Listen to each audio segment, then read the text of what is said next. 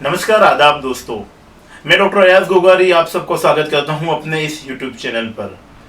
उम्मीद है आप सब खैरियत से होंगे। हमारा लास्ट वीडियो हमने हाइपरथायरॉयडिज्म के बारे में बनाया था, जिसको देखने के लिए आप ऊपर दी गई लिंक पर कनेक्ट हो सकते हैं। तो आज हम बात करने के लिए जा रहे हैं हाइपोथायरॉयडिज्म के बारे में। जैसे मैंने अगली वीडियो में बताया था, थायराइड की दो प्रकार की बीमारियां होती है, एक होती है हाइपरथायरॉयडिज्म, एक होता है हाइपोथायरॉयडिज्म। तो आज हम बात करने के लिए जा रहे हैं हाइपोथायरॉयडिज्म के बारे में।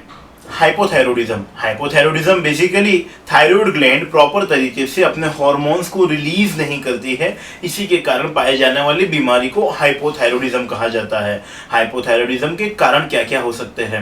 हाइपोथायरॉयडिज्म का सबसे पहला कारण होता है कंजेनाइटल या इडियोपैथी, मतलब के पैदा होने के साथ ही जो थायराइड पाया जाता है वो हाइपोथायरॉयडिज्म की कैटेगरी में आता है। उसका दूसरा कारण हो सकता है बाज़ मरतबा रेडिएशन थेरापी, जैसे कैंसर वगैरह की हेड नेक सर्जरी के बाद जो रेडिएशन थेरापी करने में आती है और उसी के कारण से थायराइड की ग्लैंड के ऊपर इफेक्ट आने के कारण से ये रोग पाया जाता है। बाज़ मरतबा ये ऑटो इम्यून के कारण से भी होता है। ऑटो इम्यून मतलब कि ऐसी बीमारी कि जिसका कोई भी संभावित कारण हमें मालूम नहीं है, फिर भी हशीमोटो रोग इसका एक प्रकार है कि जिसके अंदर हाइपोथायरॉयडिज्म जैसी बीमारी की अलामतें कारणभूत हो सकती है।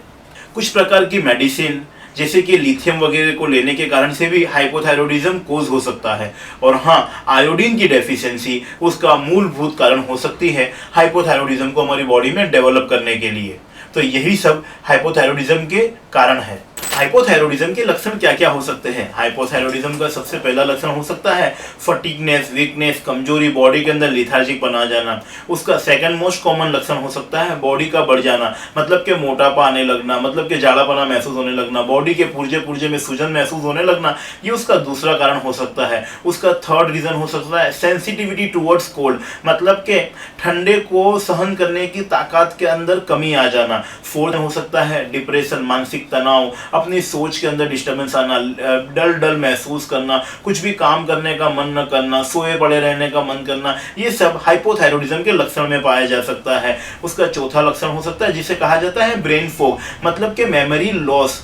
मेमोरी लॉस मतलब it's not indicated to complete memory loss, but brain fog का सिचुएशन को हम ऐसे समझ सकते हैं कि जैसे रूटीन करने वाले कामों के अंदर कुछ कुछ चीज़ों को भूल जाना, रूटीन करने वाले कामों के अंदर डेली जो हमारा रूटीन से उसके अंदर गलतियां करने लगना, ये ब्रेन फॉग की एक सिम्टोमेटोलॉजी है कि जो हाइपोथायरॉयडिज्म को इंडिकेट कर सकती है। फोर्थ कंडीशन हमारे लिए वो हो सकती है फीमेल्स के अंदर, स्पेशली मेंसेस के अंदर ट्रबल आने लगना, मेंसेस या तो लंबा हो जाना, एमेनोरिया ज़्यादा रहने लगना, या तो जल्दी से जल्दी मेंसेस आने लगना, मेंस्ट्रुअल इरेगुलरिटी, वो हाइपोथायरॉयडिज्म का एक कारण हो सकता है। स्पेशली फीमेल्स के अंदर या मेल्स के अंदर सेक्सुअल रुचि का कम हो जाना, सेक्स करने की इच्छाओं के अंदर कमी आने लगना, वो हाइपोथायरॉयडिज्म का एक कारण हो सकता है। हाथ पैर में दर्द वगैरह होना, बॉडी के अंदर मैक्सोइडिमा वगैरह महसूस होने लगना, बॉडी के अंदर गले के अंदर सूजन वगैरह महसूस होने लगना, हाथ पैर में दर्द महसूस होने लगना, ये सब हाइपोथायरॉयडिज्म के कारण हो सकते हैं। और हाँ, इसी के साथ साथ हम डिफ्रेंशिएट भी कर सकते हैं विटामिन B12 वगैरह की भी डेफिशिएंसी को।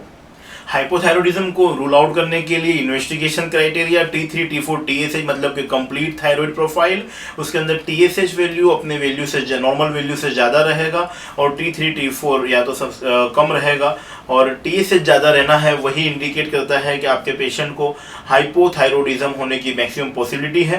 कंप्लीट जानकारी के लिए आपके एंडोक्राइनोलॉजिस्ट को या आपके घर के नज़दीक के डॉक्टर को रब्ता कर सकते हैं कि जिसके द्वारा आप मुकम्मल उसको सही तरीके से डायग्नोस कर पाए। आयोडीन सप्लीमेंट वगैरह देने में आएगा। हमें कैसा फूड लेना चाहिए? बेसिकली हमें लीन प्रोटीन वगैरह को लेना चाहिए जो हमारी बॉडी में एनर्जी वगैरह प्रोवाइड करते हैं।